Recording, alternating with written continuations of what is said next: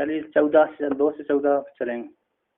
तो यहाँ पर कहते हैं ननु ब्रह्म का ही पारमार्थिक, ब्रह्म का ही पारमार्थिकत्व हो जाने पर वादियों का जीव ईश्वर तत्व विषय जो भी प्रतिपत्ति होता, ब्रह्म ही सत्य है, फिर वादी हो जो जीव अलग है, ब्रह्म अलग है, ईश्वर अलग है, ऐसा क्यों आपस में झगड़ा करते रहते हैं भी प्रतिपत्ति क्यों है, ऐसी आशंका को लेकर के श्रुति सिद्ध तत्व ज्ञान शून्य होने से, श्रुति सिद्ध जो तत्व ज्ञान है उससे शून्य होने से भी प्रतिपत्ति उनमें हो जाती है ना।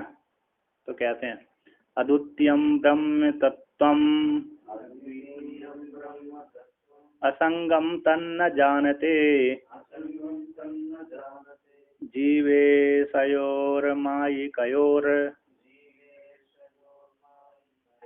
वृत्तैवा कलहम ययुः। कहते हैं अद्वितीय ब्रह्म तत्व असंग है, ऐसे असंग परमात्मा को न जानने के कारण जीव और ईश्वर को जो मायक हैं, ऐसे जीव और ईश्वर मायक है, दोनों में बढ़ता ही झगड़ा करते रहते हैं। कौन? सांख्यवादी और योग मत वाले है कि नहीं? सांख्य मत वाले अभी सांख्य योग तो पढ़ा ही है, उसकी निंदा करेंगे तो कैसे तो कहते हैं चलिए जीव ईश्वर विषय है ना, बढ़ता है ना, बढ़ता ही कलह को प्राप्त हो गए, झगड़ा करते रहते हैं।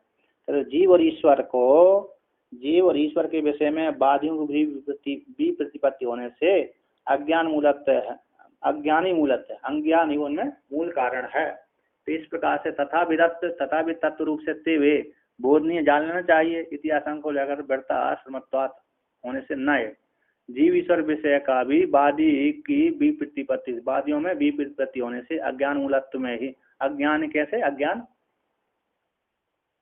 मूलत्व है, अज्ञान मूलत्व भी प्रतिपत्ति है, तथाविधत्त तत्व रूप से बोध जानने के योग्य हैं, है ना। आत्म तत्व को जान लेना चाहिए, तभी उनकी व्युत्पत्ति निष्ठा होगी। तथा अज्ञान मूल होने पर भी कहते हैं विप्रतिपत्ति होने से जीव ईश्वर के विषय में जो बाद में विप्रतिपत्ति वो अज्ञान मूलत होने पर भी तथा विधत्त रूप से, तो वो ते उनकी जो मत है उनको जान लेना चाहिए। इतिहास को लेकर तो व्यर्थ आश्रमत्वात् होने ना, जीव ईश्वर को जानने की जरूरत नहीं है। हाँ, व्यर्थ नहीं करने से। हाँ, कहते हैं यहाँ पर उनने तो वर्णन कर लिया है ना, अज्ञान मूलत माल होने पर भी जीव और ईश्वर के जो वादियों में विरोधाभास हो रहा है ना, अलग अलग विरोधाभास करते हैं, फिर भी जीव ईश्वर को स्वीकार जान लेना चाहिए, विचार कर लेना चाहिए। ऐसी आशंका करते वो जानने योग्य हैं जीव और ईश्वर, तो इति आशंका को लेकर ना व्यर्थ श्रमत्व होने से ना इत्या, उनको जानने की कोई जरूरत नहीं है, बात करने की जरूरत है। ज्ञात्वा सदा तत्वनिष्ठाम, क्या तत्व ज्ञात्वा सदा तत्वनिष्ठा ननु मोदामहे वयम् अनुशोचामा एवा न्यान्ना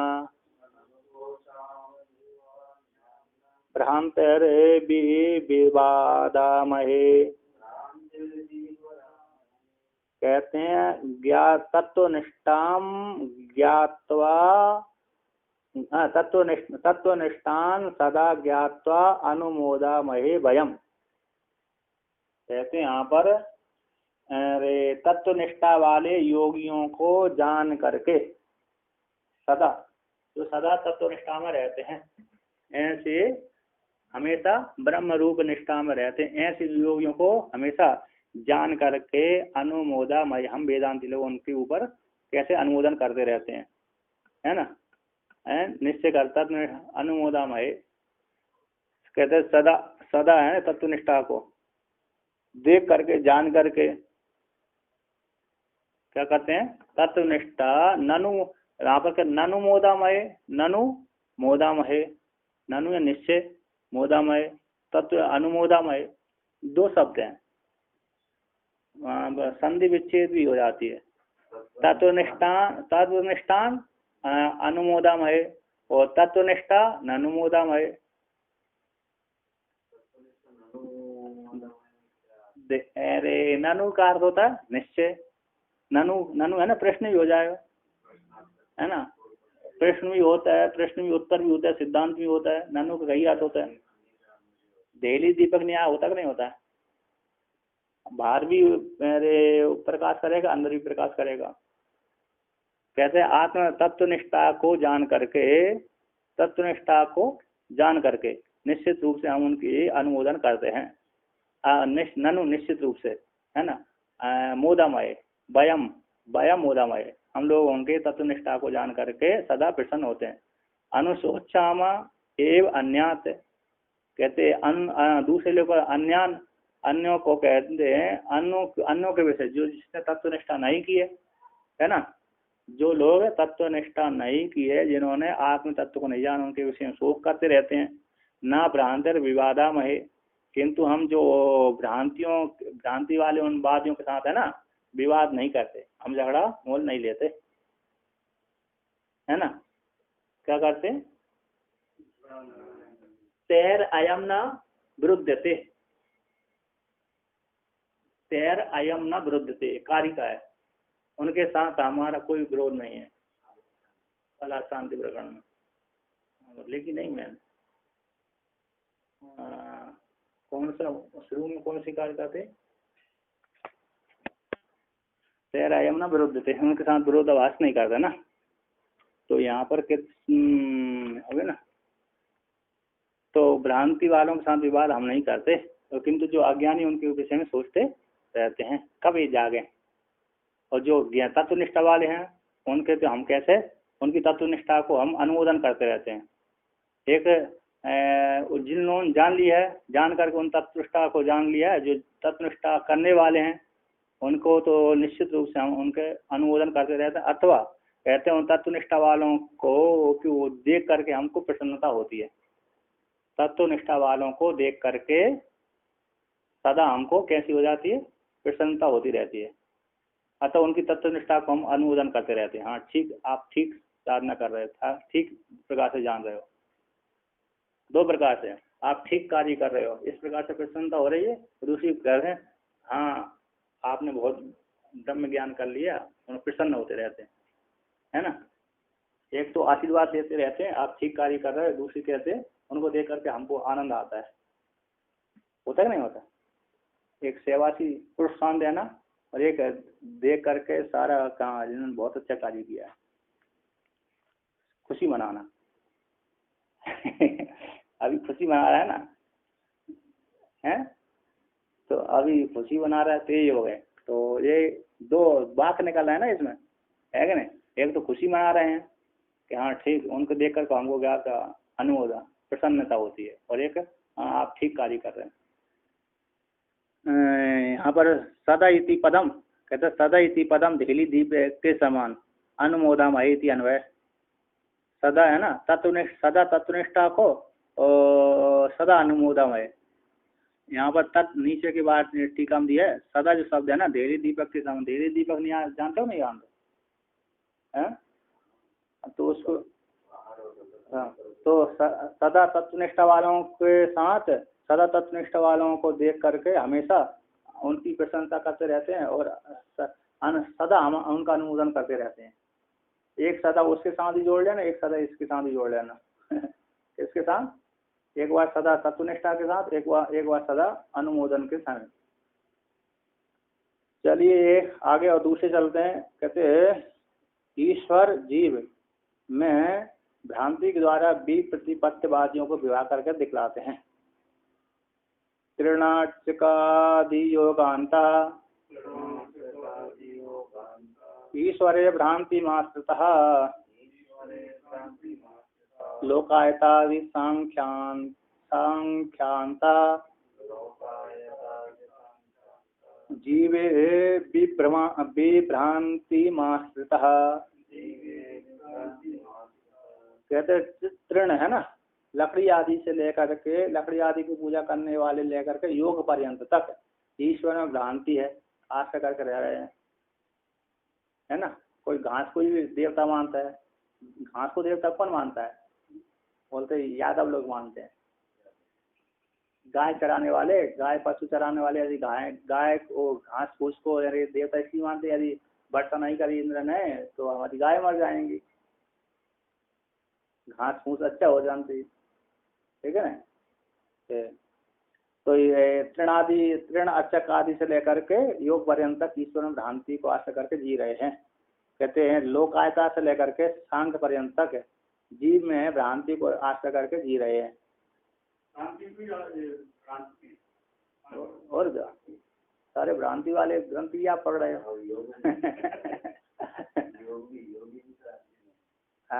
आप योग वाले सांख्य दर्शन कैसे सब भ्रांति में पढ़ रहे हो हैं। और क्या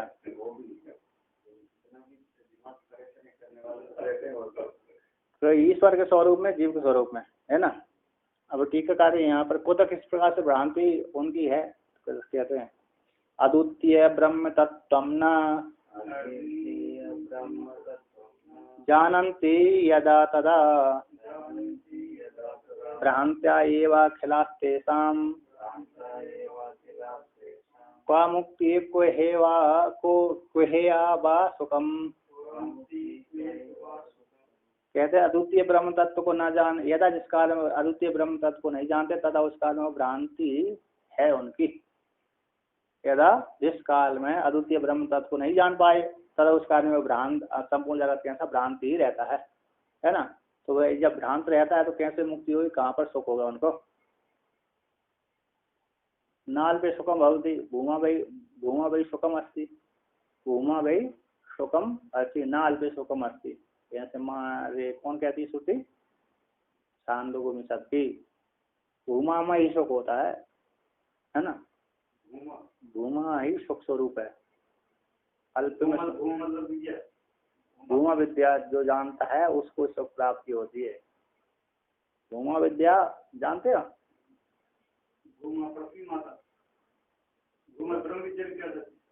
ब्रह्म है भूमा शब्द छांदोग्योपनिषद में आती भूमा विद्या। भवर बाबा भूमा भू शब्द से इमनिश प्रत्यय करके भूमा शब्द बना। अब इमनिश हो जाए भूमा शब्द है भू शब्द से इमनिश आदि इमनिश होते थे।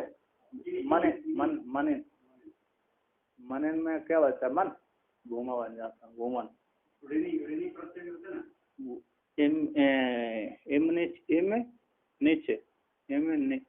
नीचे हाँ दो शब्द इमनेश और मनन प्रत्यय हो मनन भी बन जाते हैं। इमनेश का इस इमनेश है ना, इमनेश का मन बचता है उसका लोप करेगा और तो मनन का मन प्रत्यय का मन बचता है। तो ऐसा श्लोक होता है वहां पर। तो यहाँ पर कहते हैं कहते हैं तेसाम कहते परिगृहित पक्ष प्रतिपादियों का जो उन्होंने ग्रहण कर लिया आग्रह पूर्वक दृढ़ आग्रह पूर्वक परिगृहित पक्ष प्रतिपादन के अभिनिवेश से। अभिनिवेश बोलते हैं दृढ़ अभिनिवेश दृढ़ बोध हो गया जबरदस्ती आरोपण कर लिया। तो प्रतिपादन का अभिनिवेश के द्वारा चित्त की विश्रांति का भाव न होने से न उनको यह सुख न उनको पारलौकिक सुख है ना। कम सुख भी उनका नहीं है। क्या मुक्ति कहाँ सुख होगा, जब यही सुख नहीं है तो पारलोक में कहाँ सुख होगा। प्रकृति की उपासना करने वाले तो प्राय कर वो जड़ ही अवस्था में रहते हैं। तब ईश्वर की उपासना करने वाले ठीक ही रहते हैं है ना। प्रकृति की उपासना करने वाले तो जड़ी कोटि में जाते। तो आप कहते हैं ननु तेसा उनका ब्रह्म विद्या भाव न होने पर भी इतर विद्या प्रयुक्त होने से। यहाँ पर ब्रह्म विद्या ना, ब्रह्म विद्या में ब्रह्म विद्या का अभाव निकाल लेने पर ब्रह्म विद्या का भाव न होने पर भी इतर विद्या प्रयुक्त होने का उत्तम अदम भाव देखा जाता है। तो उत्तमत्व प्रयुक्त सुख हो जाता है। केशांचित इतिहास जिसको उत्तम भाव है ना उसको क्या हो जाएगा सुख हो जाएगा। तत्सुषि का सुख का ही मुमुक्षुओं के द्वारा आदर कहते हैं। तत्व जो सुख हो रहा है ना उत्तम अदम भाव से मुमुक्षुओं के द्वारा उसमें आदर नहीं करना चाहिए है ना। उनको क्या नहीं हम्म।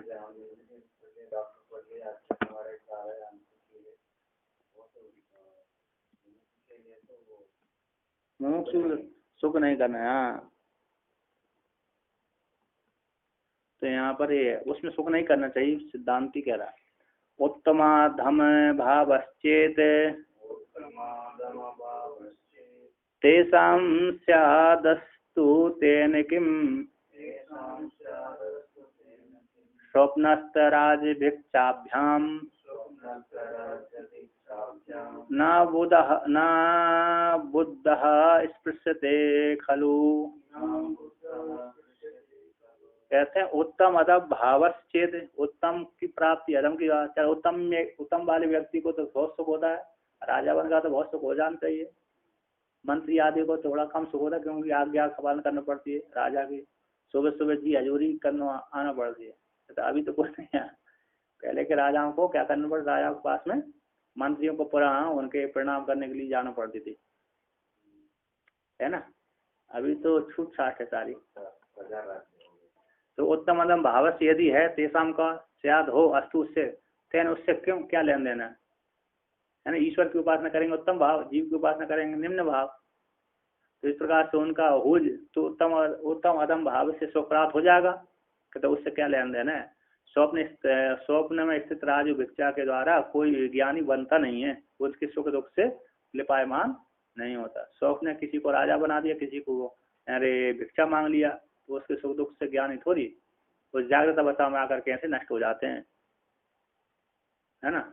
बहुत लोग घर में भी सब लोग पढ़ो दुनिया में नाम बनाओ, सभी सब दुख सभी बोलते हैं और क्या, पढ़ो लिखो खूब ऐश्वर्य करो, ऐश्वर्य बहुत धन कमा। 40-80 साल का उम्र में राजा बनकर बनने से भी वही मजा जाएगा। और क्या, बहुत परिश्रम करना पड़ता है। हाँ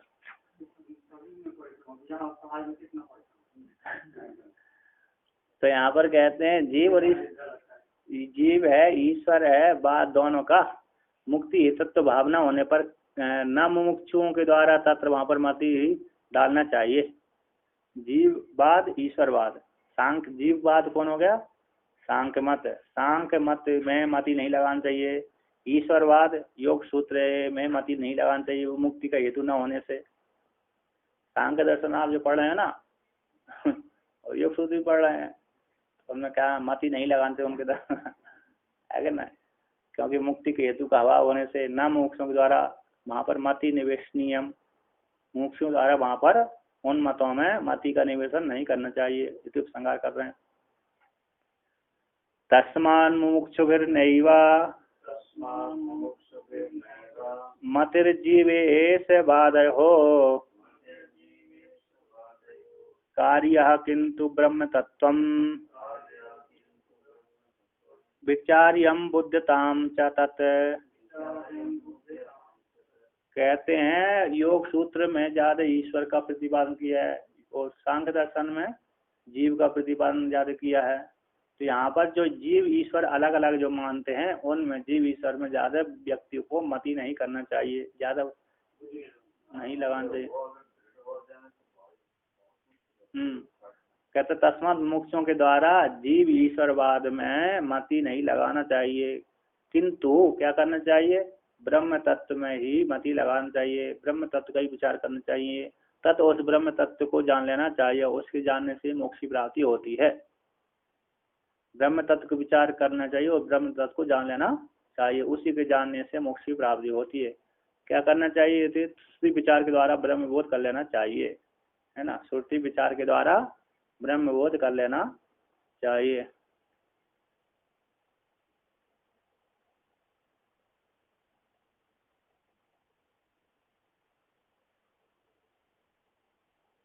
कहते केवल विचार ही कालक्षेप नहीं करना चाहिए, केवल विचार में ही कालक्षेप नहीं करना चाहिए। तस्मात् कहाँ है, नीचे के टीकाकार कहता है यहाँ पर, कहते हैं ना केवल विचार में ही कालक्षेप नहीं करना चाहिए, किंतु उसके फलीभूत बोध में स्वयं का प्रतिबंध प्रतिबंधक क्या है? फलीभूत बोध में स्वयं का, आत्मा का प्रतिबंधक कौन है? कौन है? अज्ञान है। प्रतिबंधक वही है ना, अज्ञान, हमारा भ्रम, अज्ञान, भ्रांति, अविद्या का प्रतिबंधक। ऐसी परीक्षा करके शास्त्र के द्वारा कहे गए उपायों के द्वारा उस अविद्या रूप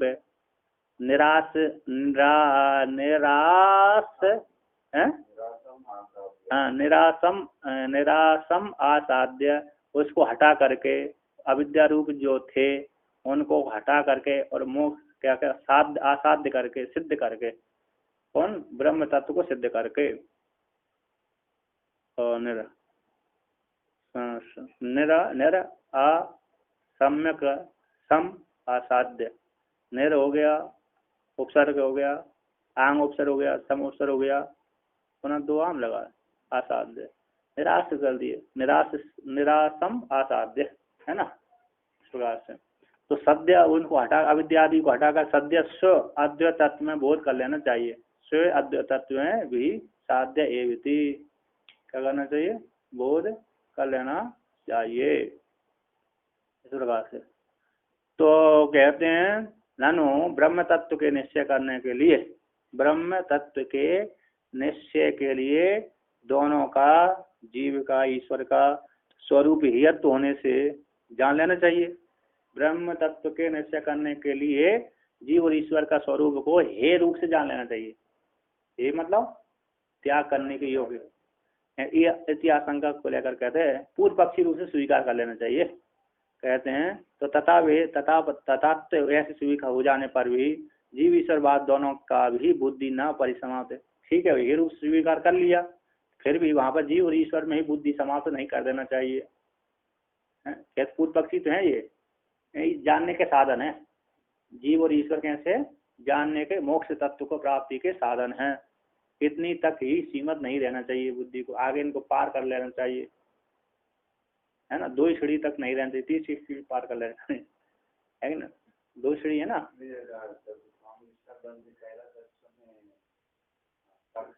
पढ़ने गए थे, पहले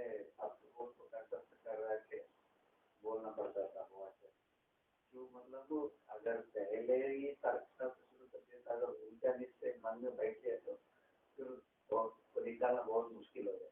पहले तत्वबोध पढ़ के वेदांत का सिद्धांत अच्छे से निश्चय करके फिर इसके बाद पूर्व पक्षी उनको पढ़ना। ऐसा मत है उनका, ऐसा अपना तो नहीं हुआ। आप तो बहुत बार बोले कि सब मत में मोक्ष मिल जाता है, सांख्यों को भी मोक्ष मिल जाता है, सबको मिल जाता है। तो मोक्ष तो उनके मत में स्वीकार किया, सबने स्वीकार करते हैं, उसमें क्या? हाँ, वेदांत तो बोलते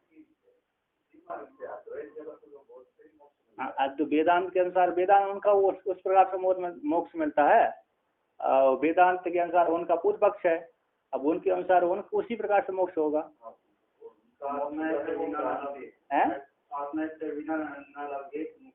हाँ, उनके द्वारा, यदि उनके द्वारा मोक्ष ही नहीं स्वीकार कर तो उनको पड़ेगा, है कि नहीं? ये है ना, जहाँ जैसे ग्रंथ आता वहां पर व्याख्यान तो करना ही पड़ेगी, नहीं है? तो भाई हमारा वेदांत तो मतलब हो जाएंगे, वो ऐसा ही वो बंगाली में भाई वो भी ये प्रश्न हो गया, उनको भी ऐसे मालूम हुआ कि क्या शांति मंत्र में मोक्ष हो सकता है, योगी में भी सब मतों में मोक्ष हो सकता है क्या? वेदांत तो क्यों पढ़ेंगे? शांति पढ़ के मोक्ष वो संकेत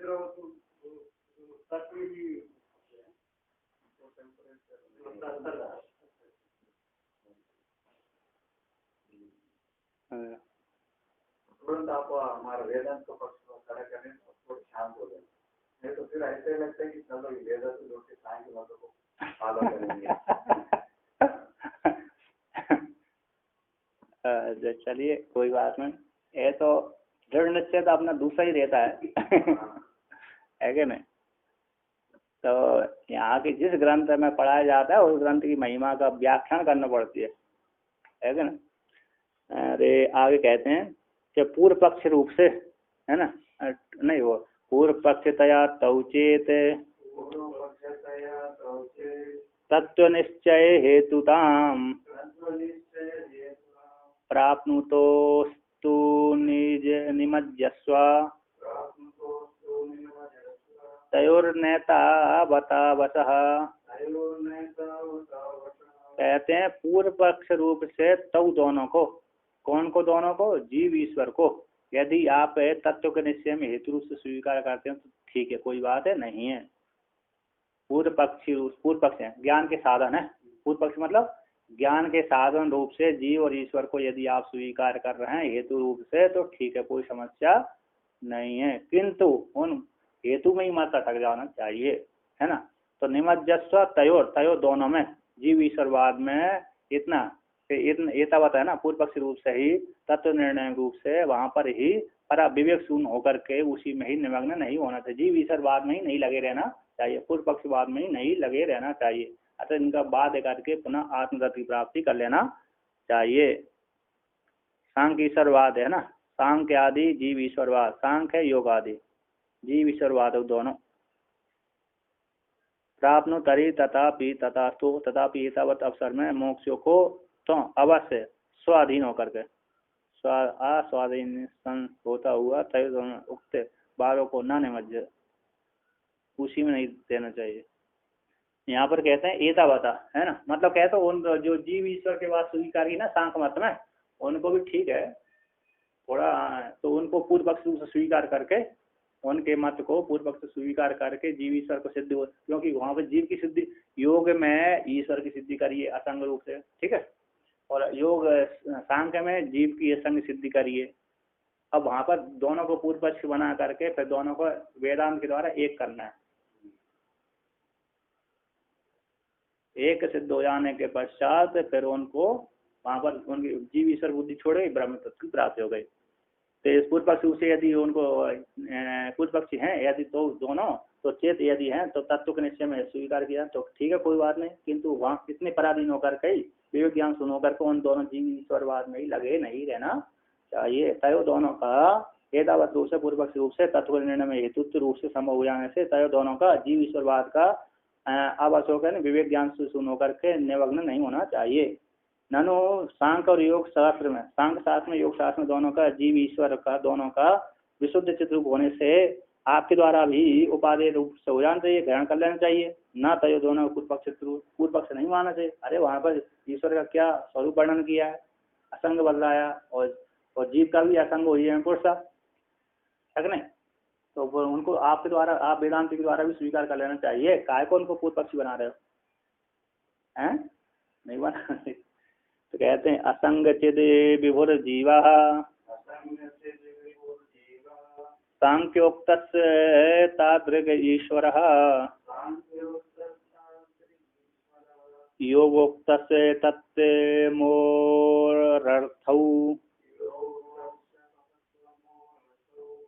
शुद्धौ इति चेत शृणु।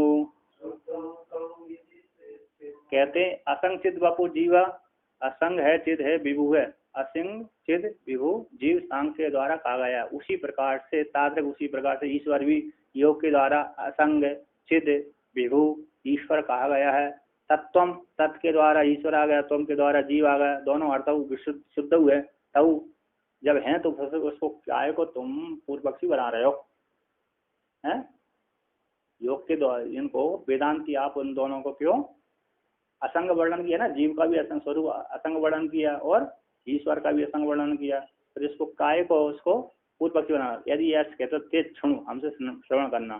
सांख्य योग शास्त्र में दोनों का जीव ईश्वर का विशुद्ध सिद्ध रूपत्व हो जाने पर ही दोनों का वास्तविक रूप से वास्तविक भेद उनके द्वारा स्वीकार किया जाने से यह अस्मत् सिद्धांत हमारे सिद्धांत के योग्य नहीं है, क्योंकि वो जीव ईश्वर जगत वास्तविक रूप से भेद मानते हैं, है ना, पारमार्थिक भेद मानते, इसलिए उनको सिद्धांत रूप से स्वीकार करने के योग्य नहीं।